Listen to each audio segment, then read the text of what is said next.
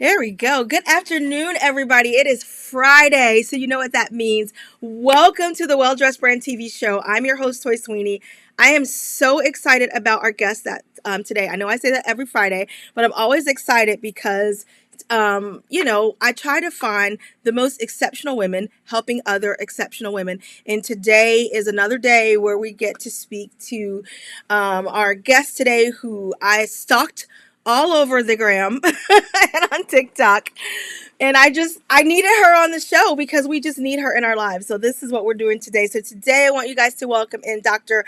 Mary Claire Haver. She's a board certified OBGYN. When she is not delivering thousands of babies, she is helping countless women like us to just on this journey of menopause. And I know all of you are like, what does that have to do with being a well-dressed brand? Well, if you are a member of the Well Dressed Brand Tribe, you know that we believe that success is an inside job. And how are you going to show up with your best personality, mission, vision, and all the things that we talk about that incorporates being a well-dressed brand if you are dealing with symptoms of menopause? And so Dr.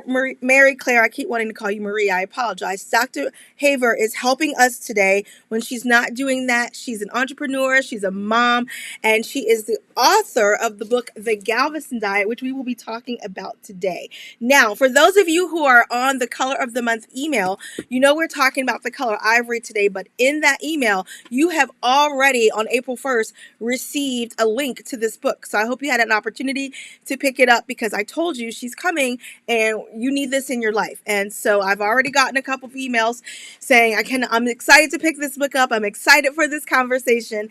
Dr. Haver, welcome into the Well Dressed Brand TV show. Thank you. That's quite an introduction. I'm like, so excited to be here. Thank you so much for saying yes. I cannot wait to get into this because I will be 50 in just 3 months. I can't even believe I said that out loud. And so as I was going through your book, I was just like, oh yeah, this is the Bible that I'm living by right now, outside of my normal Bible, because I am experiencing so many things that you're helping women through every day. So I am excited to get right into this.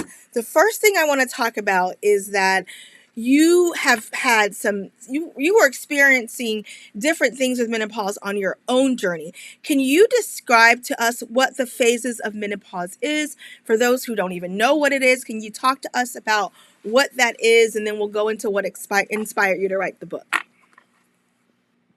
Sure. So menopause is the end of our reproductive life. It is the day at which, for in clinical diagnosis, it is 1 year after your last menstrual period. If you're over the age of 45, so no period for 1 year, you are officially take that, graduated into full menopause. Okay. Now, if you have a Mirena IUD that has stopped your periods, or you've had an ablation or hysterectomy, or you were born without a uterus, how would you know that you were menopausal? So basically, it is the end of the production of estrogen from our ovaries. And our bodies, as in our gender, go through an attrition process, much faster of aging for our endocrine system, for our ovaries, much faster than the rest of our body's age. And so somewhere around the average age of 51, it is younger in women of color, we lose our ovary production. So Wow. perimenopause, so that's menopause. And everything after that one day is postmenopause till you die. Okay. So you have to deal with the consequences of the lack of estrogen for the rest of your life. And that constellation of symptoms and health risks is going to look very different for each of us. Okay. Oh, wow. Perimenopause is the beginning of that decline. So you go from normal reproductive cycles. Okay. Over here, I'm like trying to use my finger, but the camera's backwards. We go from normal reproductive cycles, in our 20s and early 30s, to this beginning of the decline, which is perimenopause. Okay. And that perimenopause state can last 7 to 10 years. So the average age of menopause is 51. Normal is still between 45 and 55. Okay. Perimenopause, let's do the math. Perimenopause can easily start at age 35, and that would still be in the normal change. So most women kind of enter their perimenopause and they know something's different. A lot of the times, because of sociocultural issues, we notice the weight gain. You know, we're so fixated on our bodies and how they look, and we're suddenly having this unexplained, no real changes in diet and exercise, Yes. change in our body composition, and especially where and how we gain weight. So the scientists have looked at weight gain in women, and what they found is it's more related to just getting older, the weight gain, less about as far as what the number on the scale says. Yeah. But if you crack it open and look at what's happening inside of our bodies, we're losing muscle at an accelerated rate starting Yes. in perimenopause, and we are gaining fat in new places, especially the belly fat, at accelerated rates beginning in perimenopause. This ends up to the number on the scale being higher, but the body composition change, the visceral fat, the belly fat, the dangerous fat, is what we see increasing directly related to menopause. So if I took identical twins, okay, and one of them, through surgical, something happened, she lost her ovaries surgically or chemically or whatever, you know, and her twin sister, identical twin sister, so same genetic makeup, went through her natural menopause at 55, and the other twin lost her ovaries at 45. Okay, still in the normal ranges as far as age. The 45-year-old losing her ovaries is, with nothing else changing between the identical twins, going to have more weight gain, more belly fat, increasing risk of cardiovascular disease, diabetes, stroke, insulin resistance, Wow. autoimmune disease, brain dysfunction, Alzheimer's, dementia, all of it. Yeah. So, this menopause state is very, very, very important. And the older you are, when you go through, the healthier you're going to be. Oh my gosh. That is, thank you for that. I cannot even believe that I'm this age and I've never had someone explain it to me, at like that. I went through 12 years of med school, undergrad training, residency, and no one explained it to me either. Like not the way that you just explained it. And you're really lighting a fire under my butt because as someone who, my mother passed away 6 years ago, with heart disease related issues. My grandmother, the same thing. They just had like funky heart valves.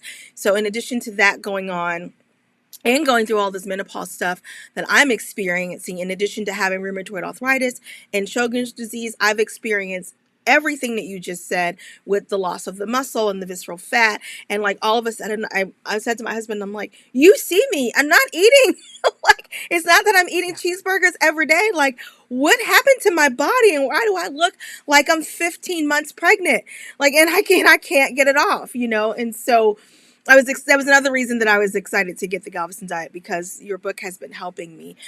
So we were talking about the average weight gain between 12 and 15 pounds during the ages of 45 and 55.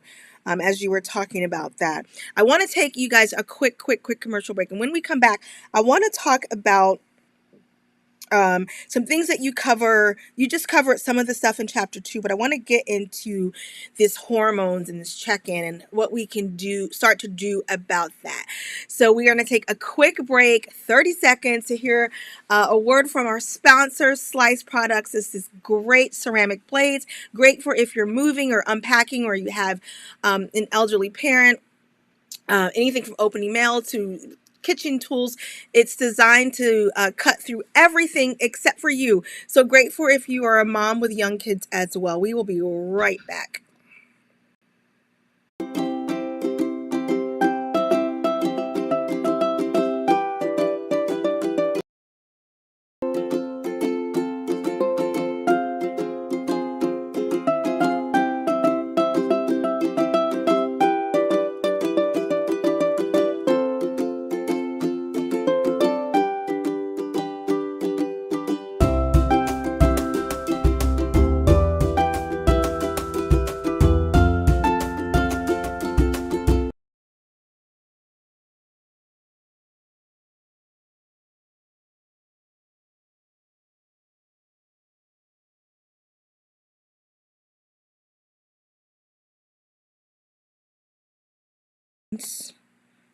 But they don't want to work today.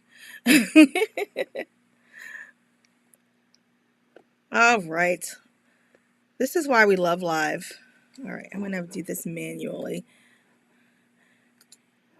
because it does not want to show my beautiful guest back on the screen. There we go.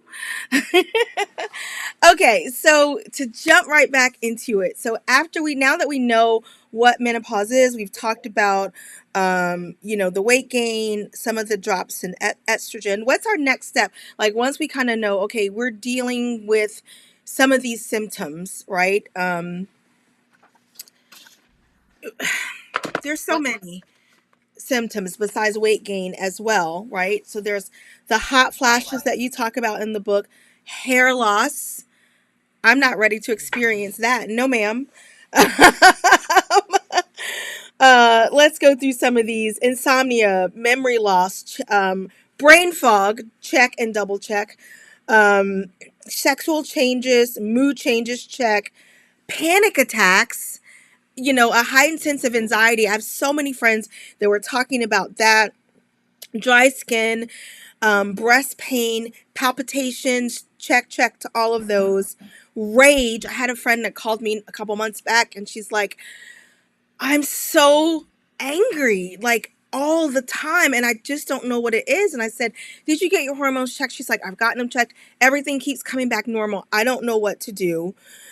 So can we talk a little bit about, like, okay, I'm experiencing these changes. I'm pretty sure that it's menopause, or perimenopausal. What do I do next? where do you, yeah. So the diagnosis of perimenopause is made clinically, meaning there's not a blood, a urine, or saliva test that is going to accurately diagnose your perimenopause because Mm, we are great at postmenopause. 100% of the time, with a simple blood test, we can tell you if your ovaries are functioning.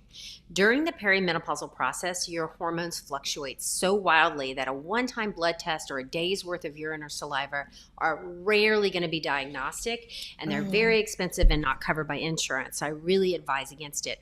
An astute clinician who understands perimenopause, understands the endocrinology, can just talk to the patients, listen to her symptoms. Now, we may do blood work to rule out hypothyroidism, an autoimmune disease, because quite often the symptoms are very similar to, yes. it's hard to untangle, especially if she already has a diagnosis of something. So, but if you just, tease out what's going on with her, then you can say, okay, most likely this is perimenopause. Now, how do we treat? So hormone therapy can be an option, but when a patient comes to me in my clinic, I've chosen now, I'm not delivering babies anymore. I don't do surgery. I don't do any in-hospital stuff. I just treat menopause. So when a patient comes to me, because of my nutrition background, I'm able to give her kind of a 360 plan, which involves nutrition, exercise recommendations, possible pharmacology, either hormonal or non-hormonal, possible supplementation if there are gaps in her nutrition or she's struggling to meet certain goals, sleep optimization, as well as stress reduction. And all 6 of those things work together to get you out of that negative feedback cycle and turn that wheel moving the other way so that you can be as healthy as possible and have not just surviving your menopause, but thriving. Yeah. I'd love that. So I want to get into, since we kind of covered that, I'm excited to get into your book. I love the color of your cover, by the way. We are doing a color of the month. So blue was for, I believe, February. So I think I might have posted you February as well. But I love the color anyway. So the Galveston diet. We're talking Don't let about, the word yes, go ahead and talk about that.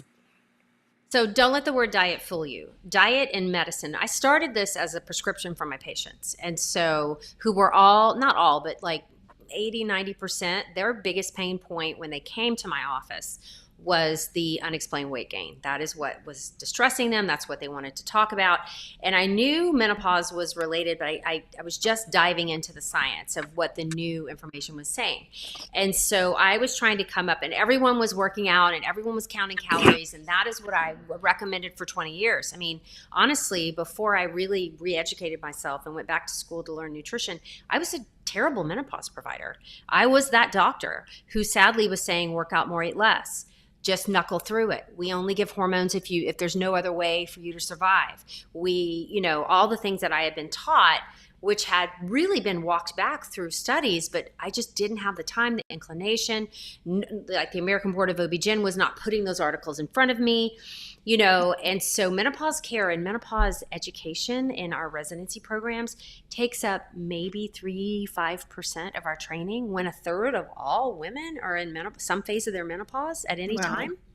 And Wow. so, it really took me, and this is sad, and I'm sorry about this, but it took me going through my own journey, being frustrated, realizing there was a gap in my own knowledge, realizing I was not doing well by my patients, realizing there was systemically a problem, so socially a problem, and that I was taking a big leap in order to leave traditional practice so that I could focus on menopause care. Yeah. No, I think that that's huge though, and I think that when I saw that you had gone back to school, you're certified culinary to get a certification in culinary medicine. I for me and my personal journey, I was so glad to see that marriage because I started eating more of an anti-inflammatory diet when I was diagnosed with rheumatoid arthritis, so that made Mm-hmm. complete sense to me. You know, consistency. Can you just call me every day and tell me to be consistent?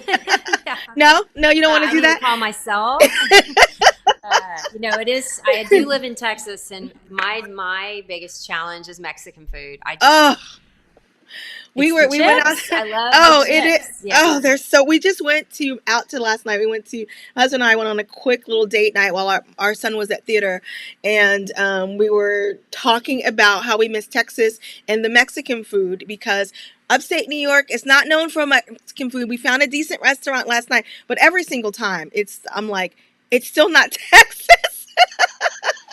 It's just not the same. So I understand. And so I love that you were talking about that because I think that I've been learning, and a lot of people, we're all like kind of women in the well dressed brand community talking about being able to advocate for yourself. And so the way that and being able to understand that it's not just medicine, that food is your medicine as well, and what you're putting into your body, and being able to, I'm a living testimony of think quick things that I can do to bring my inflammation down in a moment, like berries, different things like that. But anyway, I don't want to get too Hmm. far into the book yet, but I just wanted to say thank you for being so transparent and open about that. And I just think it's brilliant that you are, mastering the two together, because I think that it just, as I've seen and you've seen, you're helping so many of us to be able to power through this. Can we quickly talk about there was three things that I wanted to go through that you talked about on the cover. So can we talk a little bit about like the three pillars of choosing an anti-inflammatory foods, refocusing on Hmm. macronutrition, and rethinking your eating window? Those are kind of the pillars that are listed in the Galveston diet. So when I started my journey into, there's got to be more than calories in, calories out, because it's not serving me and it's not serving my patients. I called the PhD nutrition scientist at the university I was employed at, and I said, hey, listen, I am struggling, my patients are struggling, and what's going on with our bodies? And they were the ones who were like, look, there's something going on with inflammation. We know inflammatory markers go up with age. This is really affecting our gut microbiome, our how our body stores fat, the hormones that control our hunger and our satiety and our muscle growth. All of this is interconnected. Wow. And when we hit, when you're in your for women, this whole process accelerates. You kind of are on this steady state through with aging, with just getting older, and then menopause, whoop, everything goes straight up. So all these coping mechanisms and things we kind of did to maintain our weight and health, we're kind of okay. And for some of us, they breeze through menopause, but most of us no. And so so I really started down this rabbit hole of reading lots of bench research that was done on inflammation and then how could be effective. So one of the, big, one of the pillars and one of the research that just kept popping up time and time again was the data around fasting, especially intermittent fasting, so that you could lower your systemic inflammatory rates, especially in neuroinflammation in Alzheimer's and dementia. Mm, And there was I watched TED Talks from PhDs. I read lots of articles, and I'm like, okay, this isn't a fad. There's some really solid information here. Now, so I decided to experiment with myself with intermittent fasting, and found it was a lot easier than I thought. It took me a few weeks to become fasting adapted, and that's how I coach my students. Is to take your time getting there, push that little window out in like 10-minute increments over several weeks, and it goes a lot easier for you.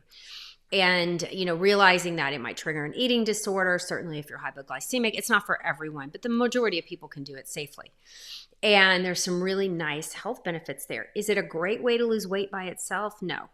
You can eat a lot of things in your eating window that will undo the goodness of intermittent fasting. So it's like anything in life, there's a balance. Yeah. And so then I, loved all the info, in my nutrition classes, all of the information on anti-inflammatory nutrition, on phytoestrogens, on all the chemical components naturally found in foods that limit inflammation in the body, that help lower inflammation or promote a anti-inflammatory state. And so I was just fascinated. No one had ever talked to me about nutrition quality. Honestly, in medical school and training, it was almost like porn. Like, when you see it, like good nutrition is just obvious. We didn't Right. require any classes about it, and you knew when things were unhealthy. Sorry, my That's okay. person brought in some That's greens. awesome. Speaking of nutrition. So there's my anti-inflammatory mix right there. And so I was like, okay, all we've ever talked about was calories in, calories out. Like, what if I really focused on high quality nutrients and what that looks like?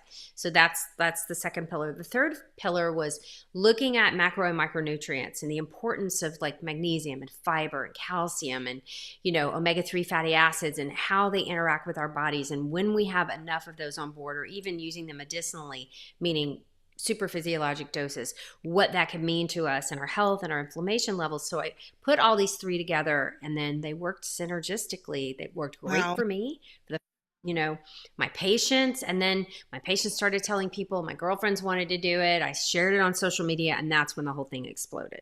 Wow. I love that. That's fantastic. Can you explain to me, now I'm asking a selfish question, you guys. I'm not sure that I understand, and you might have just answered this. So if you did, just tell me again. Like, tell me that you said it already. Okay, so I get the fasting, rethinking the eating window. I get that. I'm not sure that I understand the macronutrition. So our Anti-inflammatory. I get. Yeah. What is? so Go ahead. our macronutrients are protein, carbohydrates, and protein, carbohydrates, and fats. And so Okay. many of us grew up in this era of fat is bad for you. Don't eat fat. Fat makes you fat, whatever. And Yes. so really doing a lot of education around what are healthy fats? How can they support our function? How much, if you're trying to lose weight and kind of reverse some of these negative, how much would it take, in order to promote health? And then once if you're healthy and you don't have a weight problem, like what would be a good ratio of fat to protein to healthy carbohydrates? We do a lot of education around different sugars, the difference between added sugars and naturally occurring sugars, the differences between processed carbohydrates, and complex carbohydrates and simple carbohydrates, and how they affect the body differently, what they do to insulin. And so, it's all interconnected so that you understand more about what is happening in your body when you ingest these foods. Got it. Okay. And in chapter 7, you do take a really deep dive into the Nutrition Foundation. I was just looking at that going, I want to make sure that I understand, how that's all working and how it's working together. Now, as when you were going through your kind of journey with this, this is what prompted this question. So before I ask the question, let me tell you where it came from.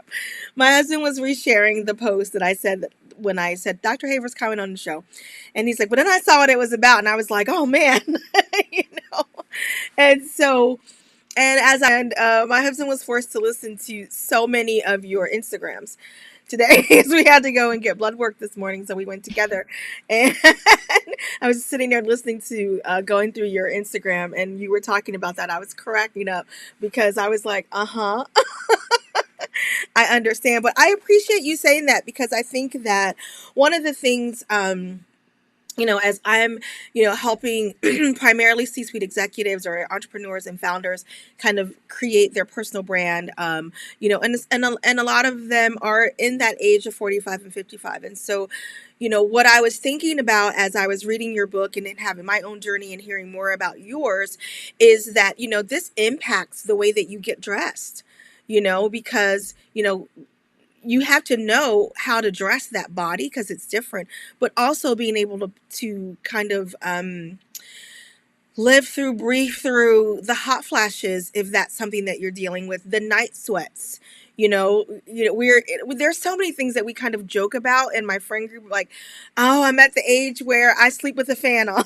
And I'm at the age where I have to go to the bathroom like every 15 minutes, and it's horrible because it's not funny, but it's just because everybody's at kind of like a different stage, depending on their age. So I loved what you were doing, and I love what you're doing because it helps me and educates me also to be able to help my clients and say that if this is something that she's experiencing. Like I had a client who was, she hadn't reached a full year of her menopausal cycle yet, so I had to be mindful of I was putting something together for her, and it was like an all white outfit, and I had all these light colors, and she respectfully came back and was like, ma'am, I cannot do these light colors because I don't even know when my period's going to come on. It could be at any moment. And so I'm going to, and that's just something that I know that men don't have to think about, and so it's just one of those things. And so that's why I'm so grateful for you for coming on the show today, because I want to educate, not only my tribe, but the women outside and say, you know, what we're talking about here is not just fluffy fashion. It's about how all of these things is impacting your way of life, your physical, your mental, all of these things, and what you decide to put on your body. And so I thank Mm-hmm. you for being so detailed and giving us, all the answers to help us. One of the final questions I wanted to ask you, Dr. Haver, is since you've written the book, what is the one thing that's still kind of a thorn in your side that kind of frustrates you that you can't quite, you can't fix it maybe, but it's that one thing that's still giving you that ugh about everything that you've learned? That and providers, other healthcare providers, are claiming to do menopause care, and they really aren't. Mm, That women are, the minute they're done with reproduction, are being dismissed. wow. And it's almost like our only value to the current healthcare system is in reproduction. And when you look at the amount of money that is spent on women's healthcare, 90% of funding of research articles is going to keeping people pregnant, and which is important. I have no problem with healthy, safe pregnancies, Of course. but less than 10% is left, for menopause, anything to do with menopause. And it's just Wow. not valued. Somehow we have lost value, and it's transmitted into society, into how we're in the workplace, and it's simply not true. I am more successful after the age of 50 than I've ever been. All of Yeah. my entrepreneurship has been in my journey. All of my best parenting has actually been with my adult children. My best, this is the best part of my life. I'm as healthy as I've ever been in my whole life right now, Wow. despite being menopausal, and thank you. And the, sorry, she brought me No, some water. that's okay. So this was really sweet. That's She awesome. worries I don't eat when I'm on podcast. And so, and that's simply not true. Yeah. I want to continue. I'm going to continue for as long as I can. And that my focus now, our focus at this age, no one's sure. If you want to rock a bikini, that's great. But that's not why people are coming to my office. They're coming to my Right. office because they want to have a fulfilled and healthy next 30 years. They Yeah. don't want their children constantly worrying about them. Yeah. They don't want to be a burden on the next generation of, having to provide doctor visits and multiple, care and having to move and quit jobs and all this stuff. Like, I don't want to do that to my kids. Yeah. I've constantly have worried about my parents. And, of course we're all going to get sick and have ailments